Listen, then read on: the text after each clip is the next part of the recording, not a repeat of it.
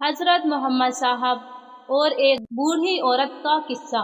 ایک بوڑھی عورت جو بہت ہی سخت دل کی تھی اور سوبھاؤ سے بہت ہی غصے والی تھی، بہروز حضرت محمد صاحب پر کوڑا پھینکتی تھی۔ ایک دن حضرت محمد صاحب ادھر سے گزر رہے تھے تو ان پر کوڑا نہیں گرا۔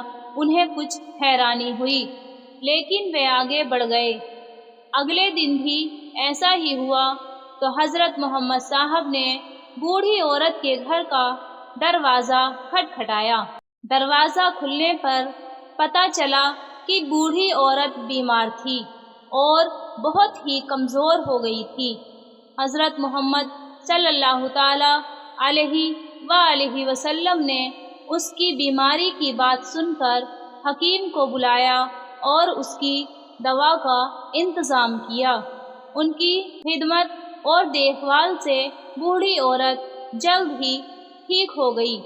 جب وہ اپنے بستر سے اٹھی تو حضرت محمد صلی اللہ تعالی علیہ وآلہ وسلم نے اس سے کہا کہ وہ اپنی دوائیں لیتی رہے اور ضرورت ہو تو انہیں بلا لیں۔ بوڑھی عورت رونے لگی اور محمد صاحب نے اس سے رونے کا کارن پوچھا۔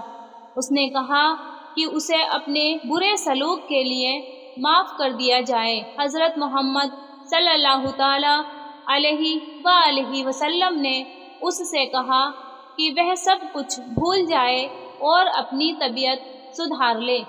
بوڑھی عورت نے کہا کہ اس نے اپنی طبیعت کے ساتھ ساتھ اسے بھی سدھار لیا ہے۔ اس نے کہا کہ وہ پوری زندگی ان کی احسان مند رہے گی اور اس نے اسلام قبول کر لیا۔ سبحان اللہ! یہ ہے ہمارے نبی کی شان۔